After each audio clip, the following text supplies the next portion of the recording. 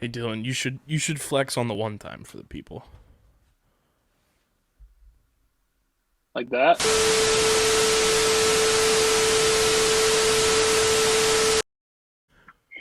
What is going on, fellow streamers? Welcome into another episode of StreamerSZN, the exclusive streaming platform TV and movie podcast on the Underground Sports Philadelphia Podcast Network.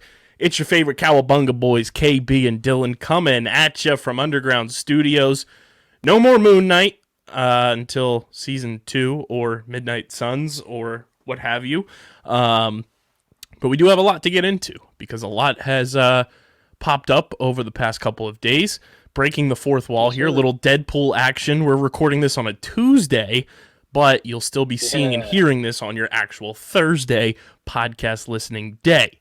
We're going to get into Obi-Wan Kenobi predictions. We've seen a lot of still images, a lot of new clips, and, stuff from behind the scenes. There's a fun Hayden Christensen story about when he found out he was going to be Anakin Skywalker again / Darth Vader that came out earlier this week. We're going to get into the Stranger Things world premiere that happened on TikTok. And as we record this on Tuesday, it's pretty cool. We're getting initial, raw, very fun She-Hulk trailer drops late this afternoon. Release date, everything. We're going to get into She-Hulk, our predictions for that show. And then, of course, we'll get into everybody's favorite segment, the streaming platform Multiverse News and Notes, brought to you by the homies over at Pickup. But before we get started, make sure you're following us on the socials at StreamerSZN on Twitter and Instagram. Follow Mr. Dylan at StreamerSZN's finest at Dylan Mazzola. You can follow me at KBIZZL311. Check out the website, undergroundsportsphiladelphia.com. Christian's going to be starting to write a bunch of, must-watch shows and movies coming to streaming platforms every single month now that he's done college. He's going to be helping out on this show a lot, which is Yeah. very exciting. And, of course, you can subscribe to the podcast feeds, which you should always be doing because we're cooking hmm overseas in Austria and Saudi Arabia. Let's cook in the U.S., ladies and gents. Go subscribe, Apple Podcast, Spotify. Leave the 5-star ratings and reviews. And Dylan, on the Apple Podcast reviews, what should the people be doing? The usual. You should be leaving a review, and in the review, you should be leaving suggestions for Kyle and I to watch on any streaming service imaginable because we have it all collectively through sharing passwords with each other. So don't feel bad if you list one of the lesser services and you're like, oh, they might not have it. We probably do. And guess what? If we don't and you convince us enough in the review, I'll crowdsource and I'll find someone to password share, not Netflix, and I'll watch it. Canceled. Netflix account canceled. Sorry, It's just guys. like a Sorry, guys. The Netflix snipers just canceled my Netflix account. I Dylan, was they gonna said say you're just next. snipe me. As I say that, it's just like taken out.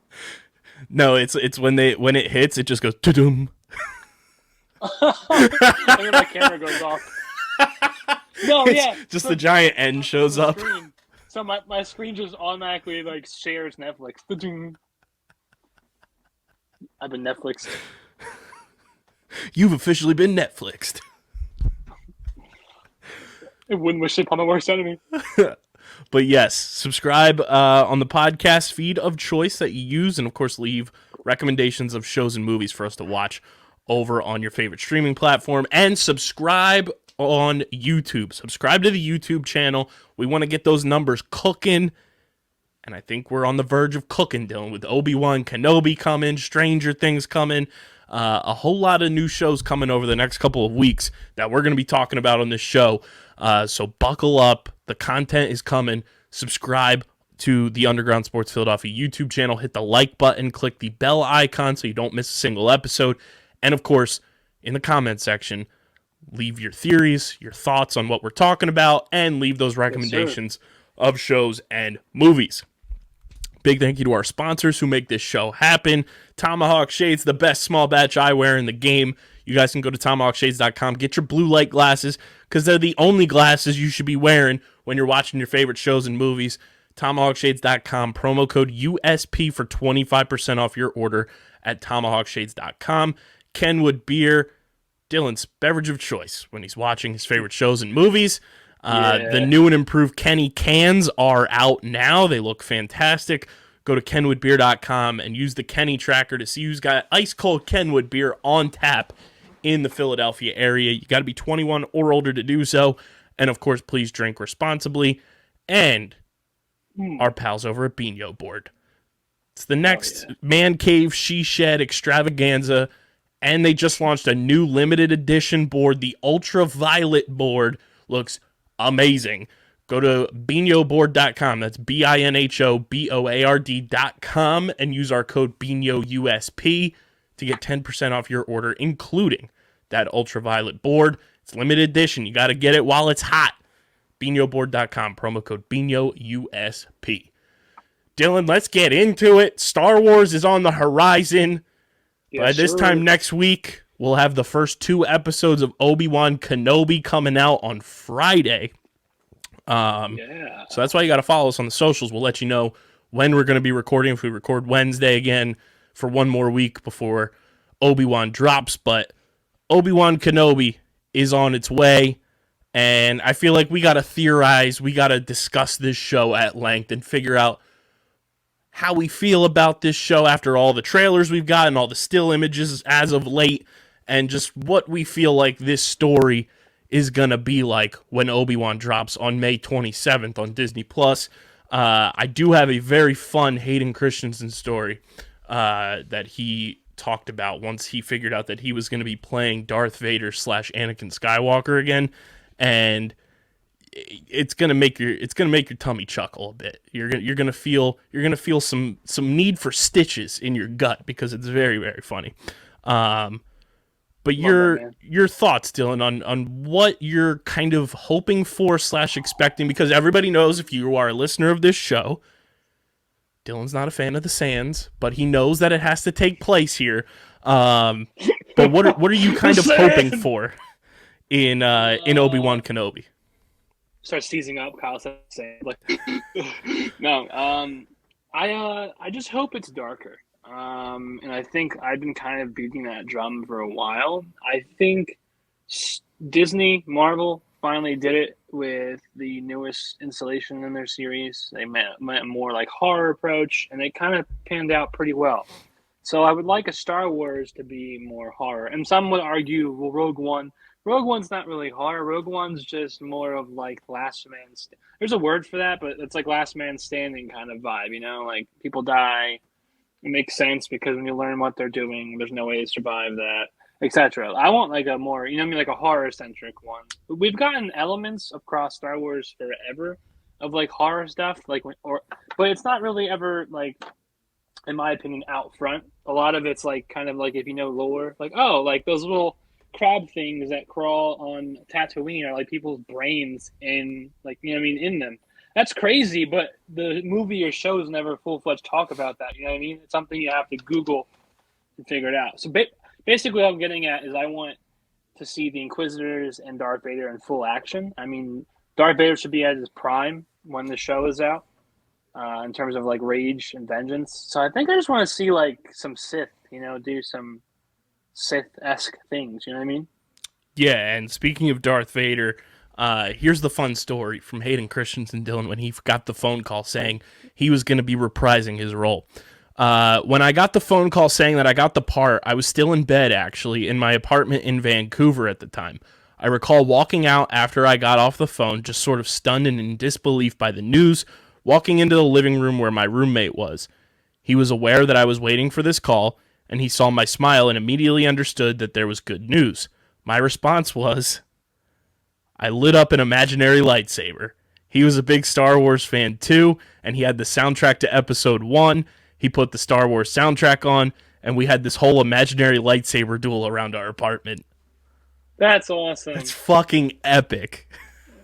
That's so cool that he's so passionate about the project that many years later, or like the, you know, the saga franchise. Absolutely. Awesome. I loved when I saw that. And he also said a couple days ago, it's been so heartwarming for Star Wars fans to finally embrace me. I guess the moral of the story is patience. I feel like as everybody's gotten older, because these prequels were made like when we were kids and growing up, like we didn't really have a grasp of like, what it meant for the overarching Star Wars world. But then as we learned, and then like our parents were like, oh yeah, these movies suck. It was like just ingrained into us, like, oh, the prequels stink. But when you go back and watch the prequels, like, sure, they were made for kids. They weren't necessarily like, you know, up to snuff with the original trilogy. But there's a lot of elements in the prequels that have come to be, super important to the Star Wars legend. And I think Yeah, Hayden Christensen's character as Anakin Skywalker is one of those things that's super pivotal to just the overarching story of Star Wars.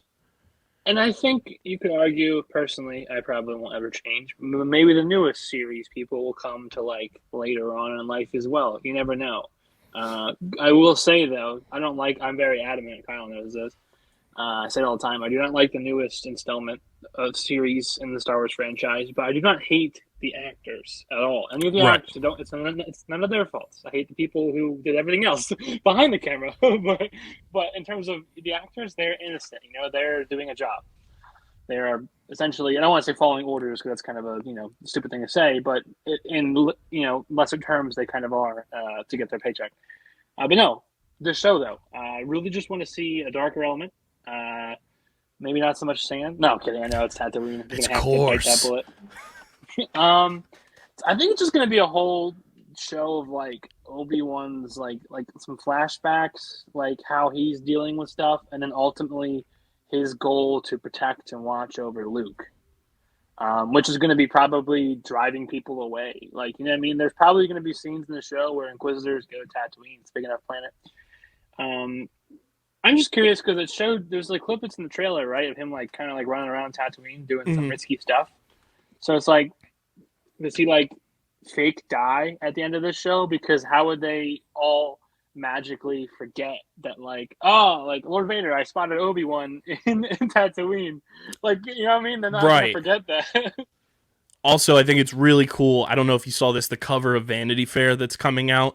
It is the Star Wars cover, and it's the title is Star Wars: The Rebellion will be televised, and it's got That's awesome. Rosario Dawson as Ahsoka, our boy Pedro Pascal as an unmasked Mando, Ewan McGregor as Obi-Wan Kenobi with lightsaber, and then Diego Luna, who will be the main character of Andor. There's not really much of a room though for any of them to meet, but Yeah, that's it's so it's cool. It's super so cool. interesting that they're all posed together. Obviously, we saw Mando and Ahsoka meet. I think Ahsoka might be like the key cog in like tying all of them together if that's the route they decide to go. Because Yeah. obviously, like we have the Mandoverse and everything, but we don't know if Obi-Wan will tie into that at all.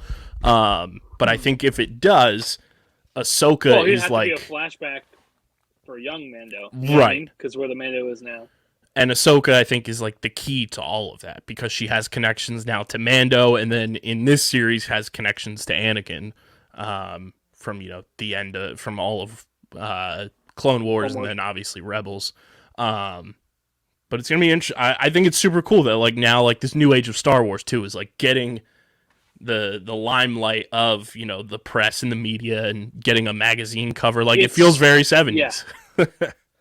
It does feel 70s, and it's very. I think ultimately, any Star Wars fan can agree this is a good redemption arc for both the lead actors in Hayden Christensen and Ian McGregor because, like Kyle said and hinted at and talked about, they were bullied, man, for like their early performances. Same thing as like the actors now have gotten a lot of shit for like what they're doing. And once again, you're 112%. You can talk to Kyle and I and say you hate nine or six of the nine like franchise movies. Nice.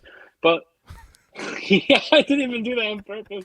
Oh man, two peas in a pot. No, but like you can't drag the actors into it. And you can say like, hey, so and so acted bad, but like my point is that's where it stops. So I think people forget that like I'm obviously I don't think this, but I can say Hayden Christensen sucks at acting, right?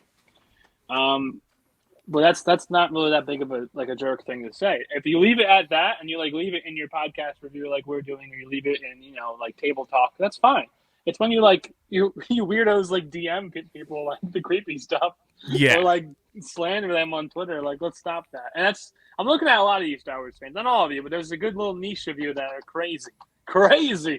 And it's You're also like, like, ooh, not to cut you off, but like to Hayden no, you're good. Christensen, like what go I it's weird because they're kind He of on the stopped acting for a little bit, they're dude. With all the I bullying. view it in a very similar sense to where like they're on the same trajectory come up and they're in totally different universes because he's not in the Star Wars universe, but Hayden Christensen and Brendan Fraser are kind of on a similar path in my opinion, even though there's a pretty decent age gap. It was Different circumstances as to different why different they did what they did. circumstances, and Hayden Christensen does Star Wars and then kind of disappears. Brendan Fraser does The Mummy, disappears, and now they're both back, and it's one of those things where because they were gone for so long, it gave a lot of fans time to appreciate who they are as people, and now that they're back, they're appreciating what they're doing on the big screen. Well, love it or hate it, how many actors and once again, look, I can politely bash someone. How many actors were going to be able to save that terrible script that George Lucas wanted them to say in the Revenge of the Sith, or Right. I'm sorry, yeah, even Attack of the Clones. Ugh. My point is like there was some very bad dialogue, and that literally you can look it up, you can backtrack it. It's literally George Lucas like purposely changed things around because he wanted it. You can there's like scripts that got revised and they were 12 times better. And also we have to remember like for Hayden's case, he was like what 17, 18 when he started Yeah. filming the one. He was very very young. It was just it's like it'd be like picking Kyle or me several years ago when we were super young. Not that we're old now, and being like, hey, you're gonna go lead. You're gonna become the most iconic villain in movie history. Can you do that? And also, we're gonna like tie your legs because that's what George Lucas's writing was. Oh, and also you're gonna have handcuffs on. But you got it, kid. Oh, and you're from Canada, so there's gonna be a little bit of a language barrier difference. Yeah, you know what I mean? Like, Oh, Darth Vader, eh? but it's funny because he got a lot of the shit, and initially Ian got shit too, but quickly he became a fan favorite because of how much crap everyone else got. But then Hayden just got thrown in the closet for so many years until I saw. You've probably seen it too. If you haven't, you can look it up. A couple of years ago, even before the show was announced, he got invited, or he went to one of the Star Wars cons, and he got a standing ovation. And he talked about it, and he was like, this is the first time I got one of these. Like usually I used to get booed. So it's nice, really nice to see him coming back. That's really all I'm excited about. Like I love Obi-Wan. Kyle knows that. I'm even more excited just to see Hayden Christensen acting again because it sucks that the young man. Well, now he's a decently older man. Had to put acting aside. I think he like lived on a farm or still does in Canada because that's what I mean. With coarse sand. Oh, no, he doesn't want sand. That's the president. He hates it too, bro. I'm loving the still images we got from Vanity Fair. I love when Vanity Fair puts out, Marvel and Star Wars still shots and everything. Yes. The Inquisitor lightsabers, I think, look so fucking awesome. They're so different. I agree. I wanted to get your take on that because it is so different. Like a lot of them have those like circular, kind of, some of them can use it as like a helicopter. Yeah, which I think is so cool. And we're seeing a lot of Riva. I'm just pissed they didn't use Jason Isaacs in the show. That's just my only. We're seeing a lot of like Riva. Riva's getting like a lot of the limelight, who is the one main Inquisitor outside of the big bad one. Her lightsaber looks amazing. It's got like a circular handle, and then it's a dual blade similar to Darth Maul. I love the way that the Obi-Wan Kenobi social team too. They put out the tweets to like this tweet to get reminded of episodes and everything. Yeah. They did a thing where if you liked them, every like couple minutes it was like, oh look, you collected a new lightsaber, and you got a chance to see all the new lightsabers and everything that are going to be in the show, which I think is super cool. I think this show too, my biggest like theory and hypothesis is the reason we were going to see Darth Vader and the Inquisitors on Tatooine is they're looking for somebody else initially. and then That makes sense. like there's no real other reason for them to be there other than, you know, there's something else out there that they're looking for. And then it just so happens that, you know, Luke is there, Obi-Wan is there, and they have to, you know, protect him at all costs to make sure that, you know, he doesn't fall into the wrong hands. But that's my initial prediction, is that That'd be a good little plot twist because it would make Obi-Wan paranoid and right, because we see obviously, him in that initial trailer shot where he's kind of off in the cliffs or whatever with the Uncle binoculars. Owen in Peru? No, sorry. With the binoculars and everything, looking at, you know, young Luke hitting the whip. But I love that little clip. It's one of those things where it's like we won't know until the show comes out, but it's like the only other reason as to why you would think the Inquisitors are there is because there's some sort of other mission that they're on to try and figure out on Tatooine, and then boom, here comes, you know, the real plot twist is, oh, you know, my son is here. Yeah. My boy! I need to know certain characters are, you know, Kyle and I always talk about the IMDb trick. So if you go on the casting list, you can see most of them are listed. Like you have the Grand Inquisitor, Darth Vader, Obi-Wan, Owen, Uncle Owen, and Peru. I want to know what Ice Cube's son is, O'Shea Jackson Jr. He's in here, right? He's in there for okay. It's a son, right? For sure. Yeah, I'm pretty sure that's his son. He's in there all 6 episodes, and then the comedian who I always mispronounce his name, so I don't want to say it wrong, but it's what has it Kamal? How do you pronounce his last name? Kumail Nanjiani. He's in there for 6 episodes as well. Most recently seen in the Eternals. So I want to know what he's doing. I mean, if he's in there 6 episodes, whether it's for a minute an episode, he's still got casted to be in all. I think Kumail is like a major player, because I remember when they initially put the cast list out for this show like 2 years ago, when they first said, "Oh, here's the initial casting." Kumail was on like the photo cast of like all the headshots and stuff. A rebel, or do you think he'll be one of the Inquisitors? He was in the most recent trailer. Or like teaser clip for like a split second. So I don't really know what his role is. And that's the first time we've really seen him in any of the promotional footage. I have a feeling that he's going to be a rebel. He comes off as too much of a good guy, like just in real life, I think too. Because three of the Inquisitors are already listed. You have the woman Moses Ingram, who is Inquisitor Reva, like you said, and you have Rupert Friend, who's the Grand Inquisitor, and then you have our boy Han, who's going to Tokyo drift up into being. He's hopefully that'd be awesome. No, but he's 5th brother. So my point is, you have 3 casted. There's a couple other actresses and actors like O'Shea, Kamal, a woman named Simone Kessel. They're all 6 episodes, and a woman named Maya Erskine. They're all 6 episodes, not credited. So it's safe to assume 1 or 2 of those are probably another Inquisitor, because there was quite a few. Yeah. Darth Vader, you know, didn't exactly coddle them. They were kind of expensive, right? Which is cool. I even just looked up the Wikipedia pages for O'Shea and Kumail, and both of their listings for Obi-Wan says to be announced. Yeah, I like how it's hiding that. But I could see O'Shea being either. I could see him being part of the Resistance, but I could see him being an Inquisitor as well.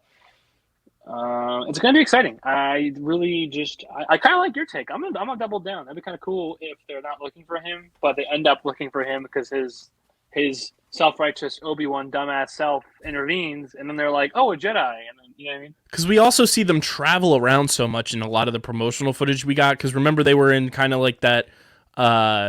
We called it very similar to like Madripoor in the MCU, that, you know, big time nightlife looking city that looked very similar to, now that I'm like thinking about it, if you can remember from Clone Wars, the final season, when Ahsoka goes to like that big city place and she meets up with the 2 sisters that are like the repairmen.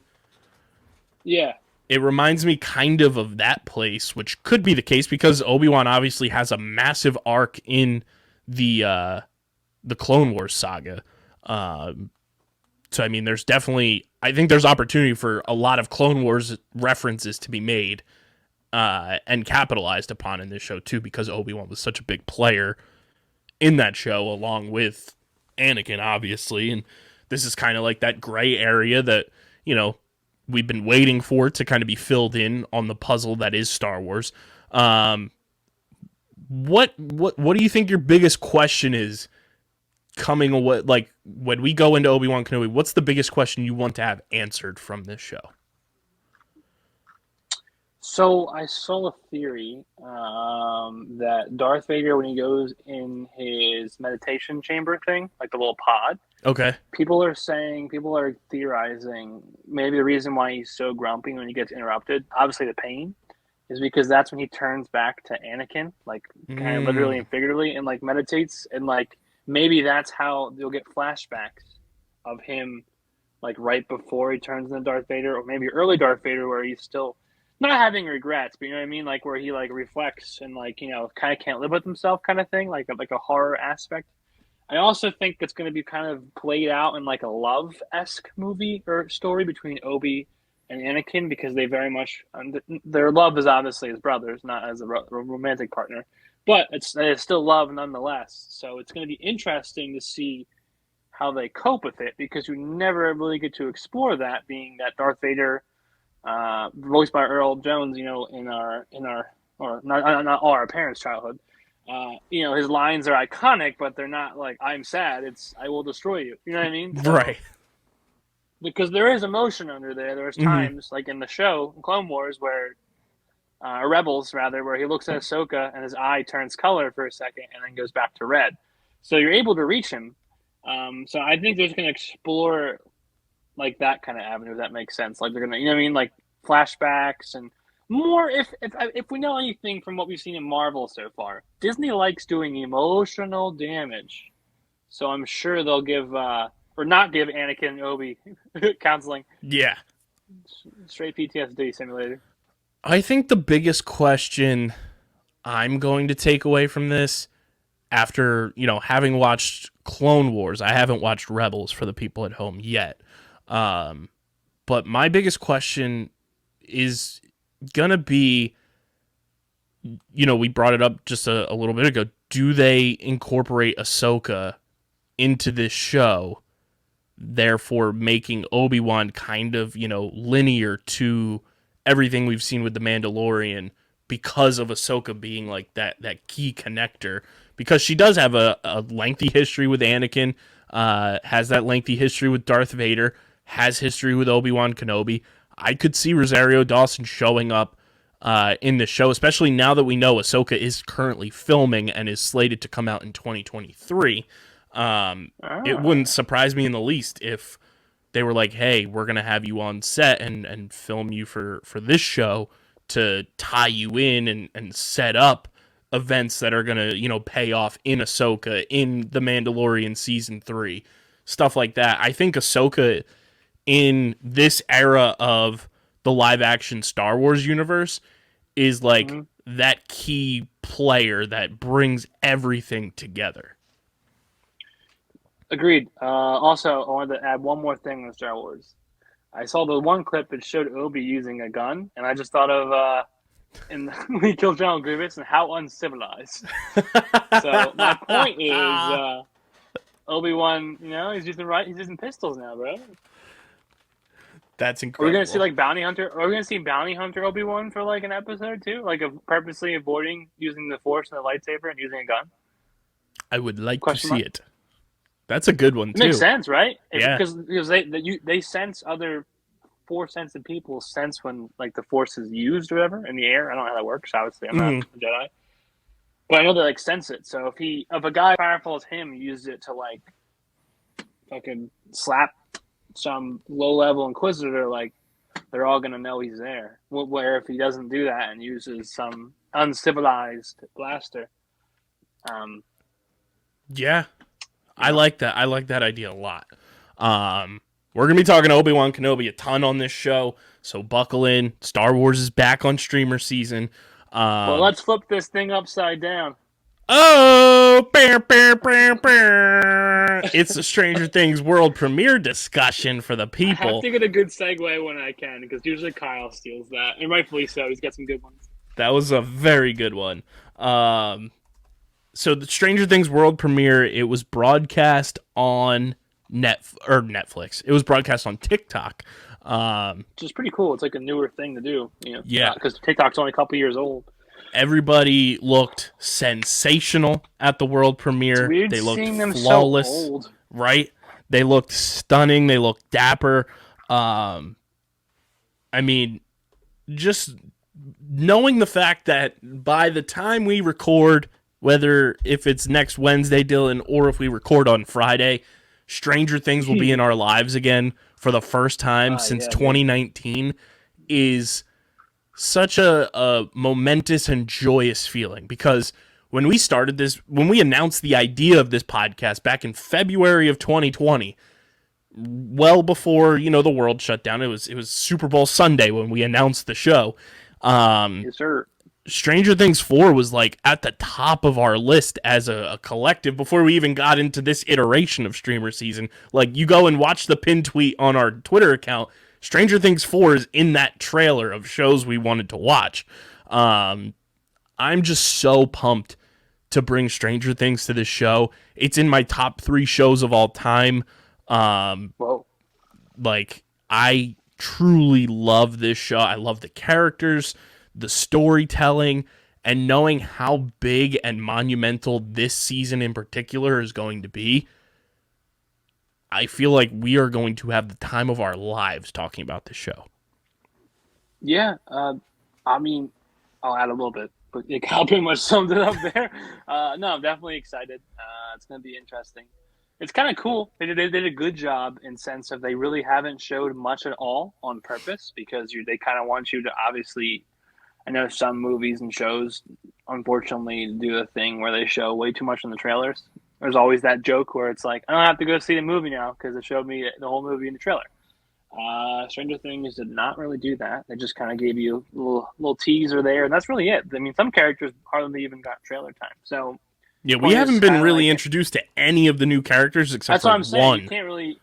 can't really sit here and like you can theory craft what's gonna be more. It's gonna be like legit tinfoil hat because they Yeah. haven't given you anything. So there's no real point. It's just we're kind of like waiting patiently or impatiently at this point to talk about it again. I'm very excited, and I just hope that Steve lives. All right, let's go. So this is from movieweb.com about the world premiere. It says that there have been a number of reports over the last month regarding the amount of money that has been spent by Netflix on this show, said to be around $30 million per episode. And it looks like the gamble is paid off with the opening chapter of season 4 being overwhelmingly called, Dylan, quote, the scariest outing yet, quote, a return to form, and thrilling and horrifying. All this should steady the nerves of Netflix bosses after the streamer has had a rough ride over the last few weeks, blah, blah, blah, blah, blah. Stranger Things is heading towards a conclusion, and that is likely to arrive sometime in the next year or so. But for now, all eyes are firmly on the arrival of the first half of Season 4, which has promised to reveal more about Eleven's past, take the characters deeper into the Upside Down, and feature an all-new villain to terrorize the Hawkins residents. Heading into those Yeah, his episodes, name's here are some things to be said about the first episode of the season. They did release the first teaser clip, which we tweeted out before Twitter broke, and you can't tweet video clips from other accounts. It shows and confirms Eleven still does not have her powers after the events of the Battle of Starcourt in season 3.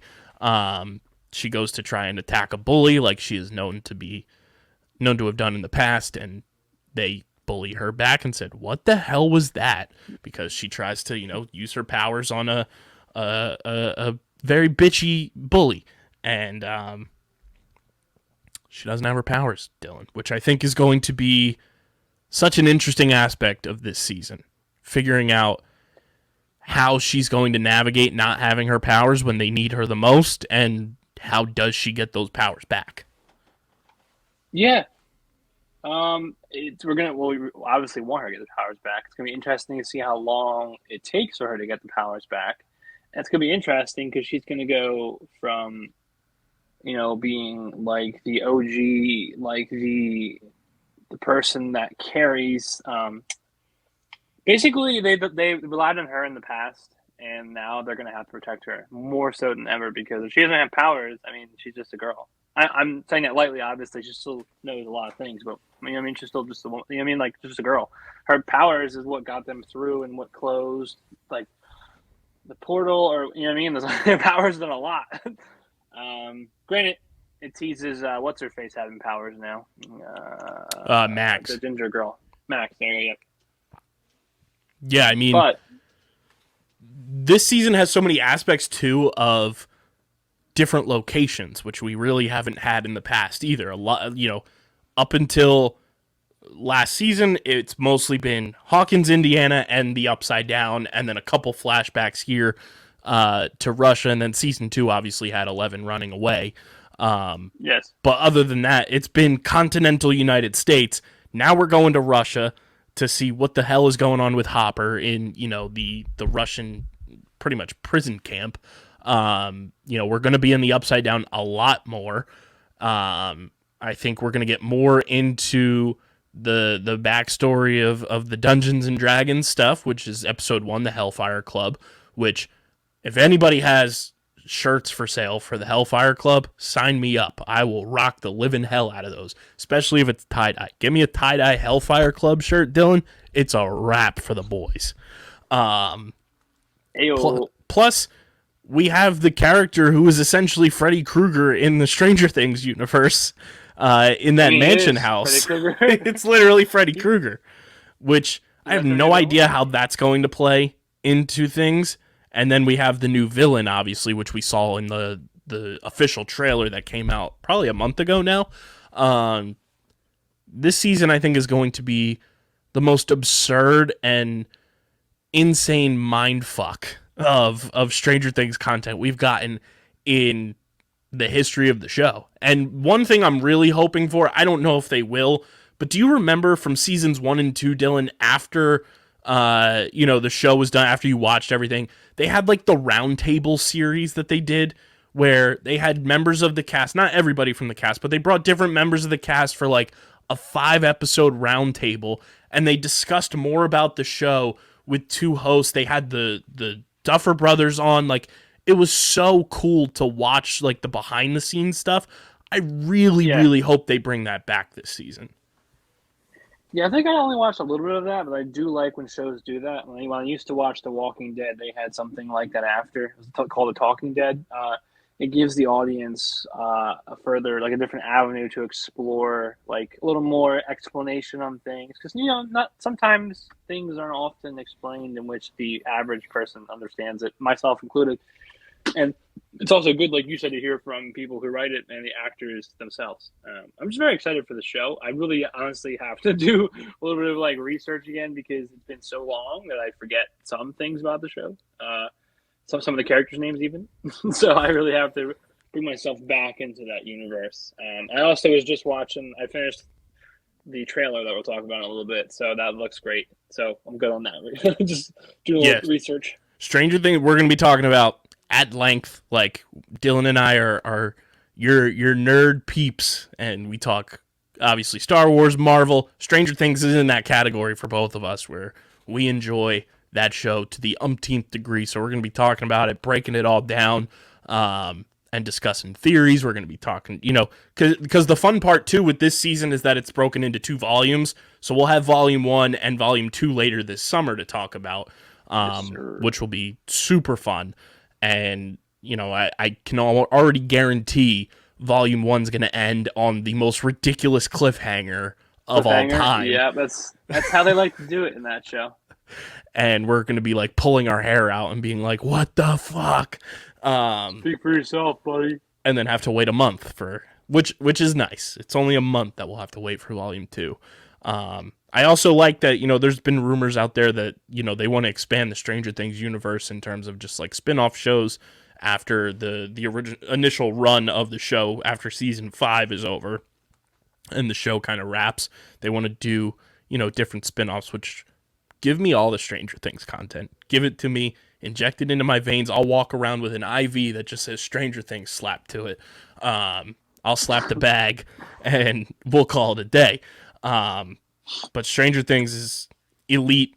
The Duffer Brothers are two of my like white whales to have on this show at some point.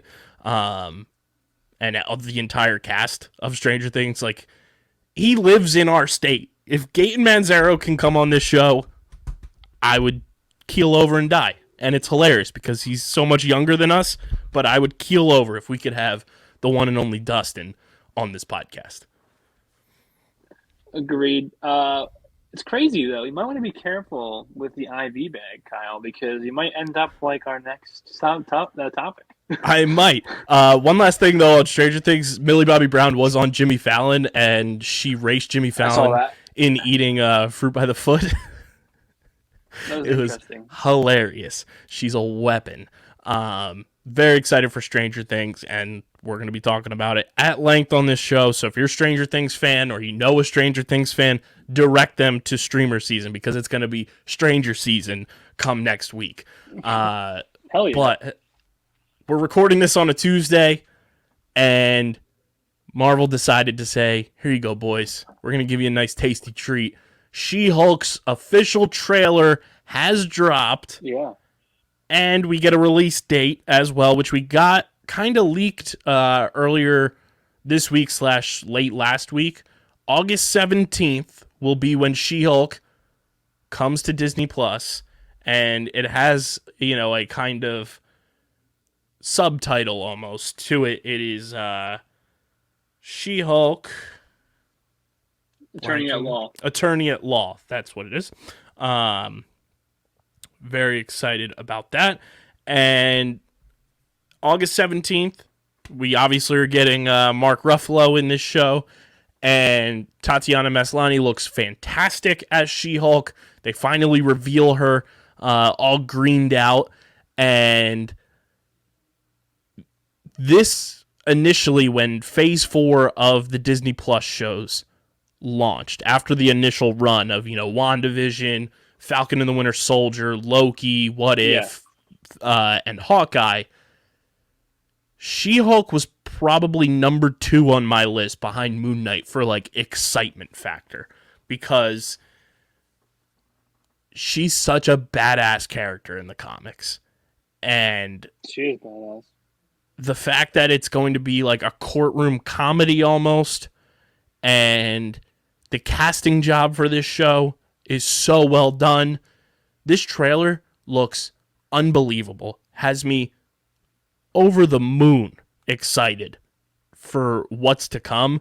And spoiler warning for the people at home.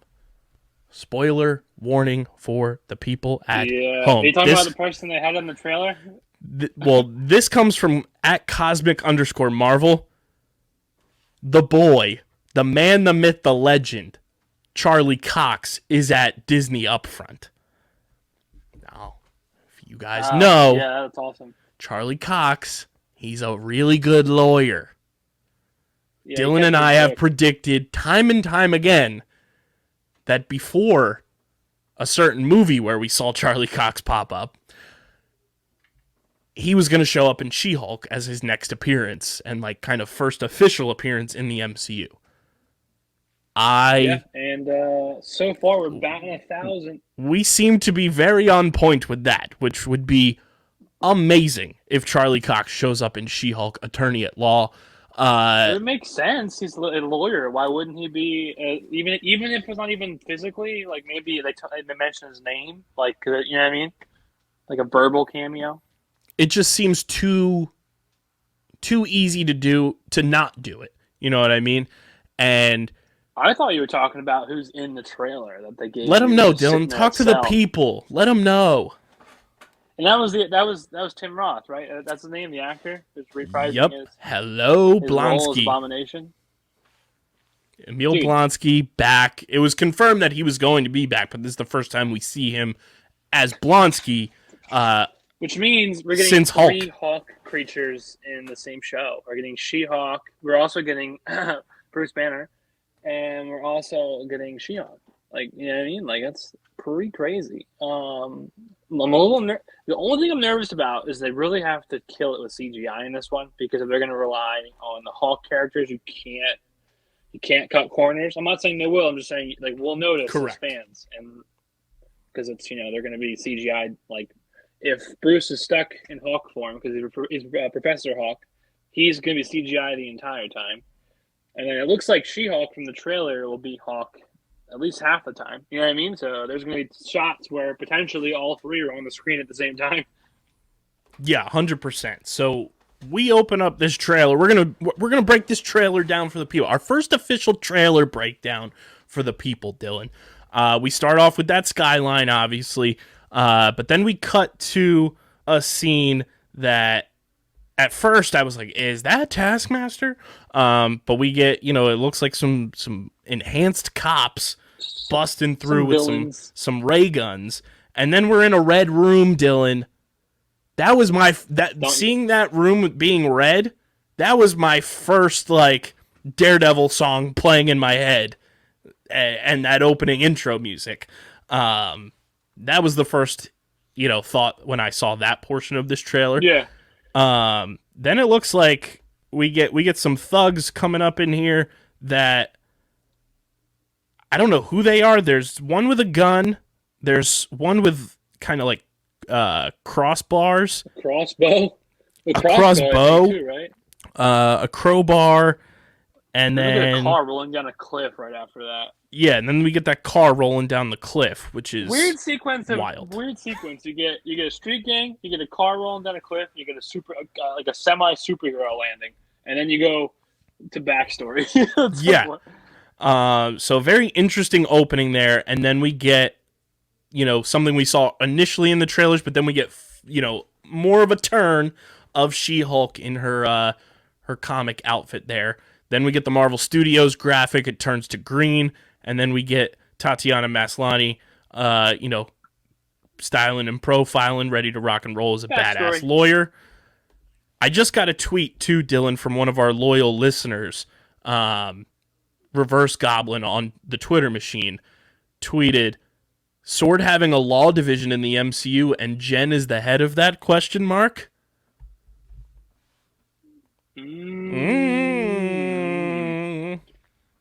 Harry Styles, look out! Uh-oh. Now we get Harry Styles, look, if you know, you know. Then we get Emil Blonsky for the very first time since the original Hulk movie as himself, and then we are on like this tropical island where we first see the Hulk and Tatiana Maslany, and he's training her. He's training her to kind of control everything. And then we get that scene of her in the that storage unit type thing to be like, all right, this is what you got to do. You got to control your anger. Hits the button. He sends a bunch of blades at her. Absolute menace. And he stops it. And he's like, yeah. And then she's angry. Opens up that door. Breaks on out. And then we get the first, full-blown reveals of her as She-Hulk, all greened out. I'll tell you what, the CGI looks really, really good in the trailer. I'm a little worried about it. It looks a little unfinished, personally. But, like I said, I will be faithful. I also love can we talk about, the ending? Like, the fact that she's on, their version of Tinder is priceless. Yes, and that's where more priceless. That's what I want to get to as well. But there is a scene here where there is like glimpse over a lot of stuff. There's like a green Power Ranger looking character here. Oh yeah. I was trying to pause on that. It's at about the 1 minute and 23 second mark of the trailer. That's like the only important thing left in the trailer, because it just shows her montaging going through life, being a green lawyer. I don't know who that character is, but that'll be something we research for the people. I think I have it paused at 1:23. Shows her fighting in a courtroom as well. Yeah, which also gave me big Daredevil vibes. It looks like Kick-Ass, right?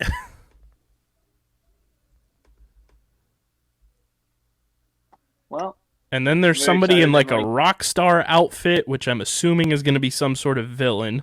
who's like busting through the courtroom wall. Then we get the Hulk and She-Hulk cheersing at a bar. We get Abomination again for the first time since Shang-Chi. And then I want to quickly slowly go through the Tinder profile of who she's swiping on.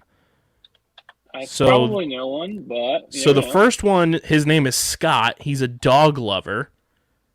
She swipes right on him. We get Grant, who is a jump rope king. Swipes right on him. Okay. Then we get Nick, who is a DJ. She swipes right on him. And then we get Noah, who's a director. She swipes right on him as well. Then we get the person's name is Truck, who's got the sailor hat on. His job title is local cutie. And then when that swipes away, it cuts back to her as She-Hulk, and it's kind of reversed. It's like her looking into the phone. Yeah. Those names, though... I'm cheating, by the way. Tim Roth is in all 10 episodes. Oh, we get 10 episodes. That's awesome. That's the first 10 episode Marvel show. There's 2 unlisted actors that are also in all 10 episodes. A man by the name of Josh Segura, and then a woman by the name of Ginger Gonzaga. That's a cool last name. That's a dope name. She looks like she might be the adversary that she was fighting in the trailers. I'm not sure about the dude. He looks like an average dude. I have the names here. We'll I have the names here too of when it's like the view of her looking like we see her, but she's also looking at the phone still. It shows names. The first name is Bryce. Then we get Charles. Is that Charles Xavier? Then we get Chris. Is that Chris Evans? Then Kevin. They're all named after. Is she swiping on Papa Feige? No. And then we get Derek, who I believe, and then we cut to a couple of these dates. I think Derek is the macho flexing guy at the end. And then we get her, ready to rock and roll on a date, and she's carrying Homeboy to the room instead of him carrying her, which is very hilarious. This show is going to be pure comedy, and I'm so excited for it. Yeah, it's going to be a nice change of pace. It's going to be like wonky. It's going to be like a different kind of comedy almost. Like not how some Marvel movies go for like just the typical like Marvel wit. Like it might actually play out like a real comedy. Also, it's cool to have another superhero. That's it's a woman-based show. It's led by a woman. Obviously, She-Hulk's woman. That's awesome. And she's not just a woman. She's a badass. Literally, she's multitasking, learning how to be a superhero, and holding down her job as a lawyer all at the same time. It's very impressive, if you ask me. Very impressive. I definitely couldn't do that. I couldn't do either. And I'm excited because, obviously we enjoy the cosmic level of Marvel a lot, and there's a lot to the lore of that. But I'm also excited to have another street level show that could incorporate a lot of new elements since the last street level show we got, which was Hawkeye, which introduced a certain big baddie, the King of New York, if you will. This could be an opportunity. You're right. I mean, we'll have to just wait and see what pans out. The trailer gave you a little bit of a snippet. It gave you like character details. It gave you the fact that Tim Roth's in it. It gave you the fact that she's learning how to become a Hawk.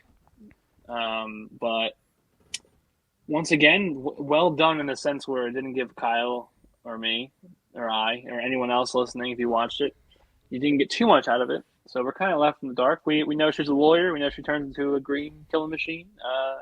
That's really it. And just learning from Bruce Banner and possibly Tim Roth.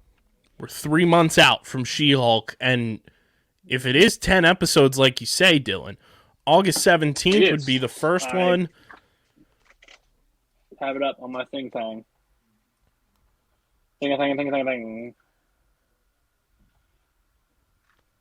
That'll bring... It'll, depending on how many episodes, obviously they release on day one, which I assume this is based off of just if they do one episode on release day. That's going to bring us into the middle of October. of just talking She-Hulk, which makes me think, especially since they're doing 10 episodes, there's going to be a lot of important shit that's going down in this show. Dude, I agree with you. Once again, I'm excited for a TV show that I just have to sit here and wait for. Super pumped. And will I patiently wait for it? Probably not. Super pumped. And like, we're getting this trailer and we're excited about it, and we still have Miss Marvel that's coming June 8th. Like, we have a whole other Marvel show before this, which is going to have a lot more to break down after Doctor Strange and the Multiverse of Madness because of a certain appearance on that Illuminati panel. But we're going to get into some more things here. And Dylan, it is time for everybody's favorite segment.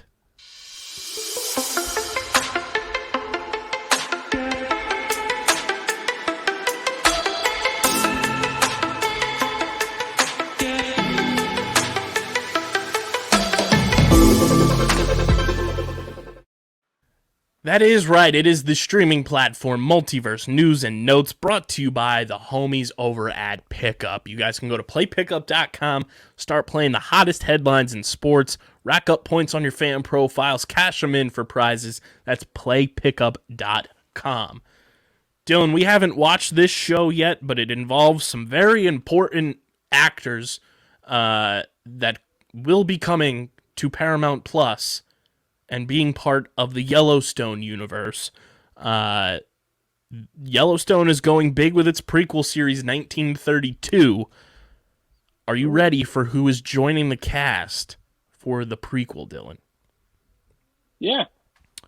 We've got Helen Mirren and Harrison Ford being tapped to star in the origin story from creator Taylor Sheridan, which will follow a new generation of the Dutton family for the Yellowstone prequel 1932.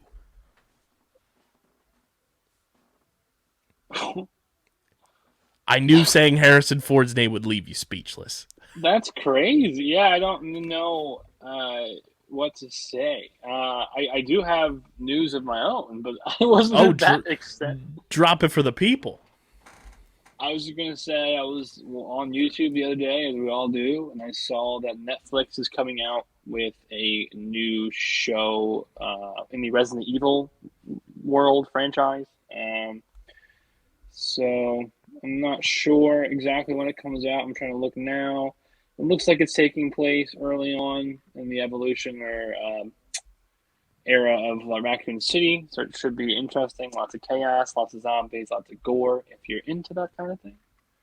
I just know Resident Evil is pretty popular, so I had to bring it up. And I also know that they've made quite a few shitty ones, so I will gladly watch it and grade it very violently to see if it is anything of substance or if it's just total shite.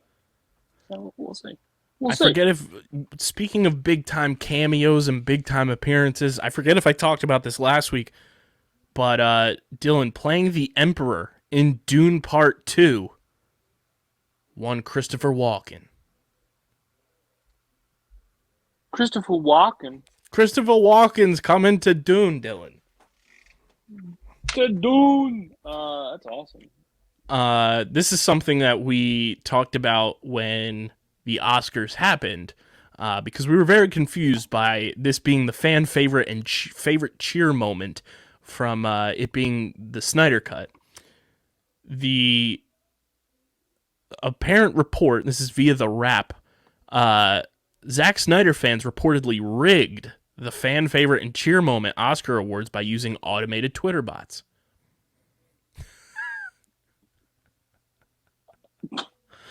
I don't know what to say to that. Next question. And then, additionally, 2 years ago, an Israeli company called Sayabra discovered that around 25,000 Twitter bots were pushing for the release of the Snyder Cut.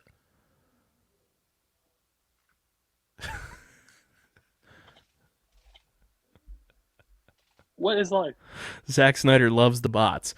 We're all in a simulation. You know that? We talked about this pre-show before we started recording, Dylan. This is from Deadline senior film reporter Justin Kroll. Daniel Craig was originally going to play Mr. Fantastic in Multiverse Madness. He backed out because of Yeah, COVID spikes. That's insane. bonkers to me. That's But crazy. if we know anything about the MCU, and I feel like you'll agree with me here, now that we're in the world of the multiverse and having variants and stuff like that, it would not shock me in the slightest if at some point down the line we get a Daniel Craig Mr. Fantastic variant. Yeah, that would be as like an older Reed Richards or something like that. Well, we also might get the Council of Reeds, right? Which is like not to be confused with the Council of Ricks. Yeah, I was gonna say if you watched. God damn it, Kyle! I love you for this. I'm Predictor Rick. I was gonna say if you watch Rick and Morty, it's literally the same energy, just a bunch of Reed Richards, which is better and worse depending upon which Reed you have. But no, that's something they could do easily. They could do any kind of multiversal, like Rick and Morty type weird, crazy skit. They might even pull a hat out of the Rick and Morty like book or pull a page out of it rather, and like they might do like you could have people trying like Reed Richards or smart people that can time travel or interdimensional travel. Let's just say like you screw up your Earth. What's to stop someone who has the power from just hopping in a new one and acting like theirs never happened, like a Doctor Strange or a Richards? Like, if we know anything about the MCU, the comic-wise, there is a whole universe where they messed up so bad and they ate everything, being the superheroes because they're zombies. You know what I mean? Like, there's a lot of variables at play, and you throw it over to DC. There's literally a comic book run right now where the Batman Who Laughs is going around collecting evil Batmans, and they're just doing like hit and run assassinations in between the DC verse. So my point is, in terms of Marvel, like it's something you could see in live action, you know, like hopping around the worlds. And of course, everybody knows Michael Waldron, who was also a White Whale guest for this show. I would love to have Michael Waldron on here. He obviously worked on Rick and Morty and is now in the MCU, was the director and showrunner for Loki. He worked on Multiverse of Madness. There's going to be a lot of parallels moving forward with the Rick and Morty universe of things we've seen there that come into the MCU that have a lot of similarities. Dylan, are you a Black Mirror fan? I watched the first season or two. I just haven't watched the newer stuff. But yeah, I do enjoy it. It's a little crazy considering how like real it is, but that's just what they're going for. I have never watched it, but probably on my to-do list eventually. But Black Mirror season 6 is officially in development at Netflix. It's fucking wild. Black Mirror is crazy. Season 6 is even more cinematic in scope, with each installment being treated as an individual film. There's an episode that you have to watch because it is literally insane. And when you do watch it, let me know because your jaw's going to go. And if you watch Black Mirror, all I have to say, you'll know exactly. So when Kyle watches the episode, trying to talk cryptically, was one. I think it's in the first season. If he watches the episode with the kid and the guy in the car, and they have to go around and do tasks together because they're both hiding things, you'll know. That's wild. We didn't bring this up last week. I'm going to bring it up now. Let's bring it up now. I obviously have talked to you about this, I think. John Watts obviously stepped down from directing the Fantastic Four movie recently. Now that we've seen Doctor Strange. What's her face? The rumor is that John Krasinski is going to actor direct. Oh, really? I saw Fantastic Four. What's her face? Dallas might do it. I would love that. Another White Whale guest. But speaking of John Watts, John Watts is confirmed to be developing a Star Wars series set after Return of the Jedi, Dylan. After Return of the Jedi? It is described as a, quote, galactic version of classic Amblin coming-of-age adventure films of the 80s. I like that. I like the idea of it being later in the universe so we can see new characters, hopefully. And obviously everybody Probably knows not. John Watts directed the Tom Holland trilogy of Spider-Man movies, so we know he knows what he's doing. Correct. Cue the music, Dylan. The Mandalorian Season 3. It's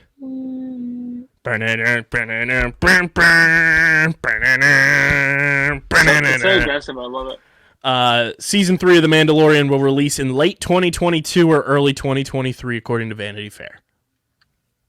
Awesome. I can't look. That's one of my favorite shows of the century. Obviously, no, but it's one of my favorite shows of late. Really enjoy it. I really like Pedro Pascal as Mando. He's embraced that role. Can't wait for that to come back. The Acolyte, which is also another Star Wars series coming. Yeah, I heard about that one. It's going to take place, Dylan, 100 years before The Phantom Menace. Okay. Well, a throwback. We like that. This quote here, my question when watching The Phantom Menace was always like, well, how did things get to this point? How do we get to a point where a Sith Lord can infiltrate the Senate and none of the Jedi pick up on it? What went wrong?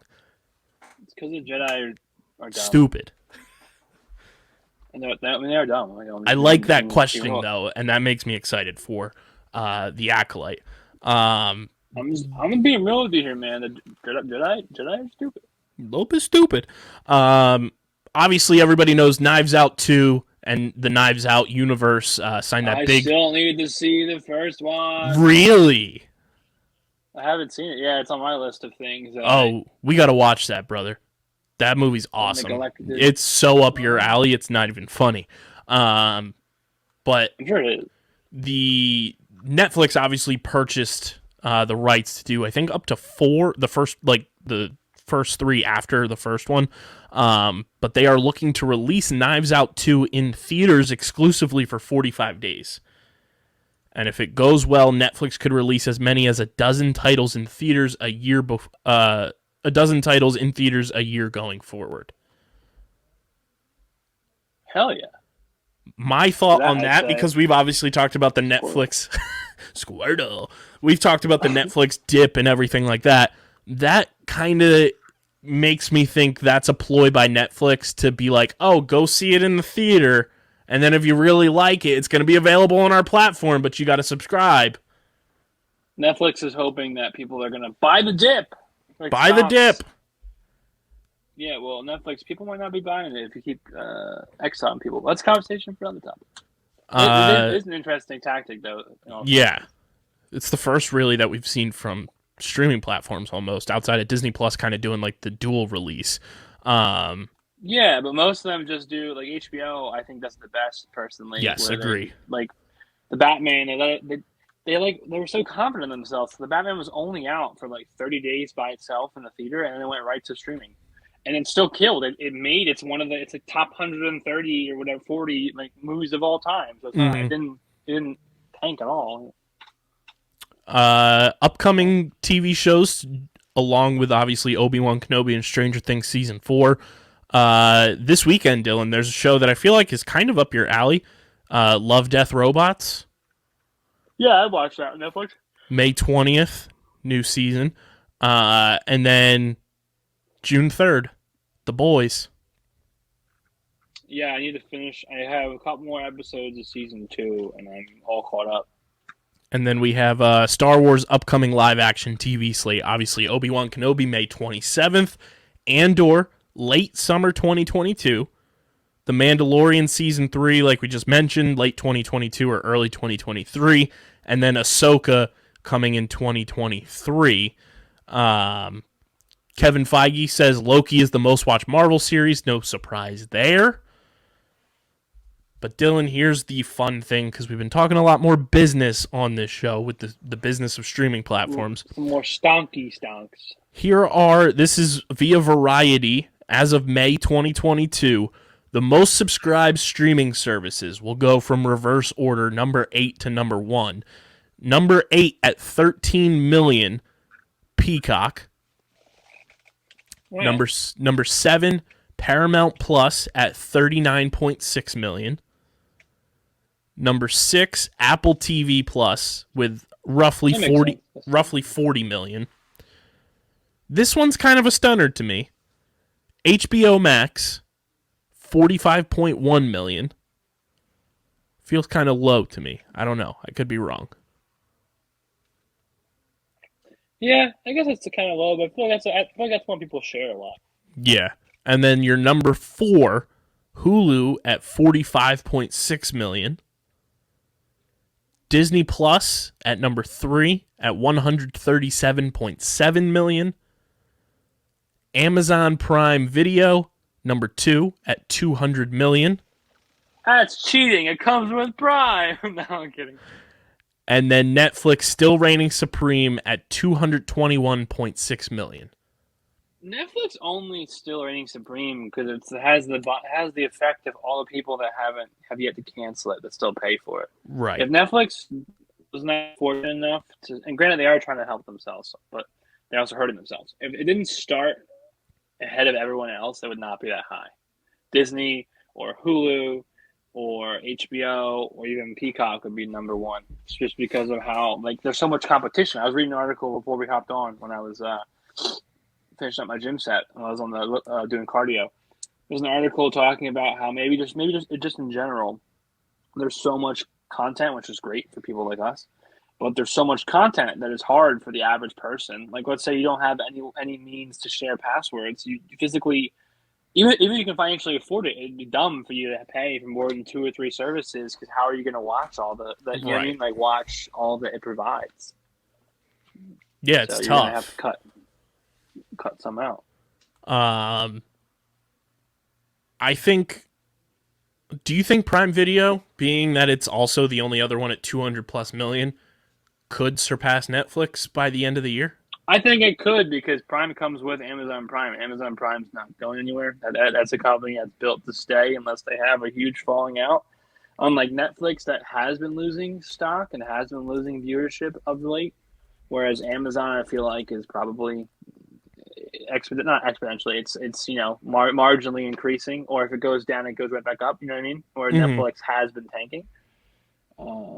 No, I think I wouldn't be surprised if Prime became another one. But like I said, I'll give Netflix credit in that sense, where Netflix is only a streaming service, where Prime is Prime. It's a shopping service that also gives you movie, which, like Kyle says, it's kind of low key and has some good little gems. Not knocking them. I'm just knocking it for the fact that it's not a standalone service. Right. Dylan, speaking of Prime, I did get a recommendation from one of my coworkers of a show on Prime that we should be watching. Let's get to that point of the show, and I'm about to start yelling them again for that. So go ahead, tell me. It's starring Josh Brolin, everybody's favorite purple people deleter. I was gonna say, they better be careful. Everyone said purple, and I was like, well, they like Barney. It's called Outer Range on Amazon Prime. Yeah. I saw it. It's like futuristic-y, right? Or yeah. Something? It's a sci-fi neo-western. Yeah. I did see that. I need to look into that show. That's kind of my alley. I'll read you the premise here. Royal Abbott is a Wyoming rancher fighting for his land and family who discovers a mysterious black void in the pasture following the arrival of Autumn, a drifter with a connection to Abbott's ranch. While the Abbott family copes with the disappearance of their daughter-in-law Rebecca, they are pushed further to the brink when a rival family, the Tillersons, try to take over their land. I've heard this show is sensational. It's 8 episodes, 1 season so far. It just came out on Prime Video on April 15th, so it's just about a month old. But I've heard fantastic things, and I've heard Josh Brolin's a rock star in this show. All right, Kyle, I appreciate that. I appreciate coworker, and that's a good segue for me to say this again before I forget. I'm going to stand up for this, folks. Listen, let us know what you want us to watch, all right? So, I'm like an old man right now being aggressive. Like, seriously, like, let us know. Like, Kyle just did. Someone told him. So tell us. Tell us through DM. Tell him, Dylan. Talk to the people. Tell us through DM. Tell us through Carrier Pigeon. Tell us through AOL. Any form of communication. Let us know. and just like like let us know what to watch because. Quite frankly, I don't know what to watch half the time. We all do that. We all have. I call it the Netflix phenomenon. You go on there, you stare at your screen for like 5 minutes, 10 minutes. You eat your snack before you pick a gosh darn title, and then you go to bed. Well, if you gave people recommendations, you might not have that problem. So you're also not recommending it for us. You're recommending it for anyone else who listens to the podcast. Just saying. That's all I gotta say about that. Big facts. Talk to him on the one time. Attaboy Dilly Dills. Make sure you guys are following us on the socials at StreamerSZN. Join our Twitter community. I really want to get that buzzing too with our StreamerSZN listeners. Recommend shows in there. Talk about shows you're watching, movies you're watching. The number one rule we have on there, though, is if it's something new like Marvel or Star Wars or something that we're going to be talking about on the show, a spoiler. Keep it spoiler-free for at least 24 hours. That's what we ask for the people. Join our Twitter community. And, of course, follow Dylan on Twitter, at Dylan Mazzola. Follow me at KBIZZL311. Follow the podcast at StreamerSZN, Twitter, Instagram. Yes, Check out the website, undergroundsportsphiladelphia.com, for all of our written content.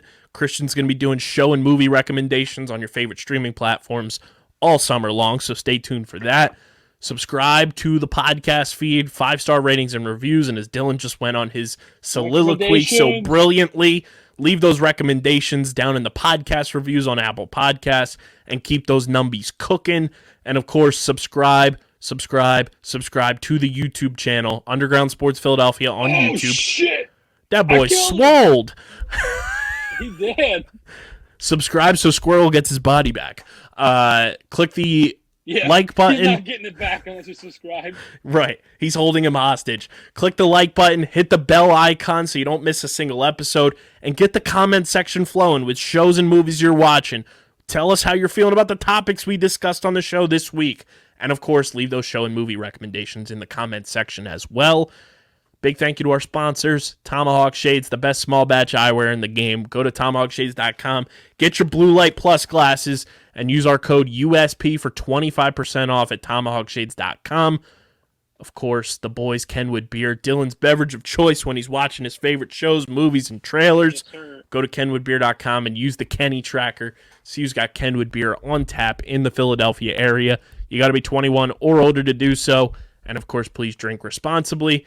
And Bino Board. Go to binoboard.com. Use our code BINHOUSP. That's BINHOUSP for 10% off your order at binoboard.com. This has been a very fun, very action-packed episode of StreamerSZN, the exclusive TV and movie streaming platform podcast on the Underground Sports Philadelphia Podcast Network. For Dylan, I'm KB. And until next week when we're talking about Obi-Wan Kenobi and Stranger Things Season 4, Volume 1, it's your boy Delco Kyle. The Cowabunga boys are getting the heck out of here. Keep on